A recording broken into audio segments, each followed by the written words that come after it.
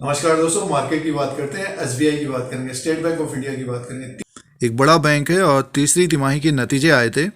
Q3 of FY23 के नतीजे आए थे। नतीजे अच्छे थे, प्रॉफिट ज़बरदस्त रहा है जैसे कि आपने नतीजे देखे होंगे, लेकिन साथ में बैंक का बयान भी आया है। नतीजों के बाद बैंक का एक बड़ा बयान आया है। अडानी ग्रुप को जो लोन दिया गया है उसका खुलासा किया है, कितने का लोन दिया है। तो इस पॉइंट के ऊपर बात करते हैं इस वीडियो में। और एसबीआई के नतीजों की बात करते तो अच्छे नतीजे थे और एक बड़ा बैंक है एसबीआई। बहुत सारे निवेशकों के पास एसबीआई का स्टॉक होगा, तो आगे क्या रह सकता है एसबीआई का शेयर प्राइस, तो इसी पॉइंट के ऊपर बात भी करेंगे। तो चैनल पर बने रहने के लिए सब्सक्राइब और लाइक का बटन दबाएं। शेयर बाजार के अपडेट के लिए, नए नए वीडियोस के लिए।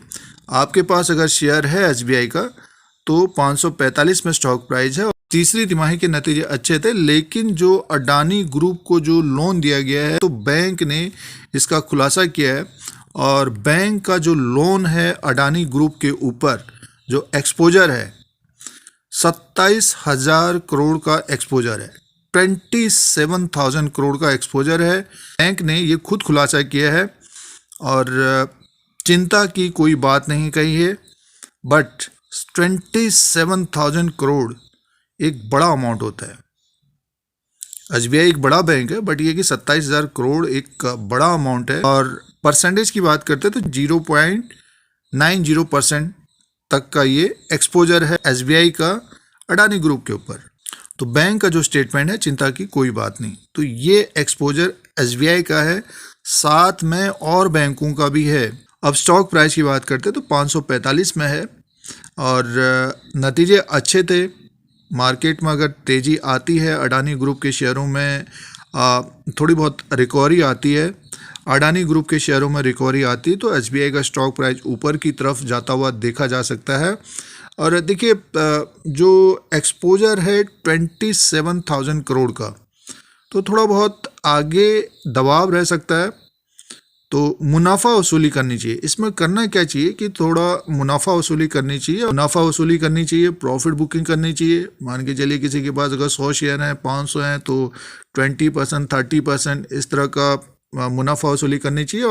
और दूसरी सबसे बड़ी बात यह है कि जो ट्रेड कर रहे हैं, ट्रेडिंग कर रहे हैं, तो बगैर स्टॉप लॉस एसएल के नहीं करना चाहिए। क्योंकि दूसरे दिन अगर कोई खबर आती है, मार्केट में गिरावट आती है, निफ्टी में 200 पॉइंट की गिरावट आएगी, तो सारे शेयरों में, ख़ास तौर से बैंकिंग स्टॉक्स में मुनाफा वसूली देखने को मिल सकती है। बट ये अगले 1-2 महीना रह सकता है। और जैसे ही सिचुएशन सही हो जाएगी, तो नेक्स्ट 1-2 महीना इंपॉर्टेंट है मार्केट के लिए। और चौथी तिमाही के नतीजों तक तो थोड़ा बहुत मुनाफा वसूली करनी चाहिए। अगर गिरावट होती है तो पैसा तैयार रखना चाहिए खरीदारी के लिए। तो मुनाफा वसूली कहने का मीन्स है थोड़ा बहुत मुनाफा वसूली करनी चाहिए निवेशकों को। और ट्रेडर्स को एक तरह से बगैर स्टॉप लॉस के कारोबार नहीं करना चाहिए इस वक्त। और कभी भी बड़ी गिरावट की संभावना रह सकती है, जो सिचुएशन इस वक्त चल रही है। तो ये एसबीआई का जो एक्सपोजर था, लोन दिया गया है अडानी ग्रुप के ऊपर, उसका अपडेट था। और स्टॉक प्राइस 545 में है। नतीजे अच्छे हैं। मार्केट में अगर तेज़ी आती है तो एसबीआई का स्टॉक ऊपर की तरफ होगा, तो थोड़ा बहुत मुनाफा वसूली करनी चाहिए। तो ये इंपॉर्टेंट पॉइंट है। जब स्टॉक ऊपर की तरफ हो तो सिचुएशन के हिसाब से अपना डिसीजन लें, निर्णय लें, फैसला करें कि हमको करना क्या है। हमारे चैनल धीरज सिंह के स्टॉक्स पर बने रहने के लिए सब्सक्राइब करें, लाइक करें, शेयर करें, कमेंट करें।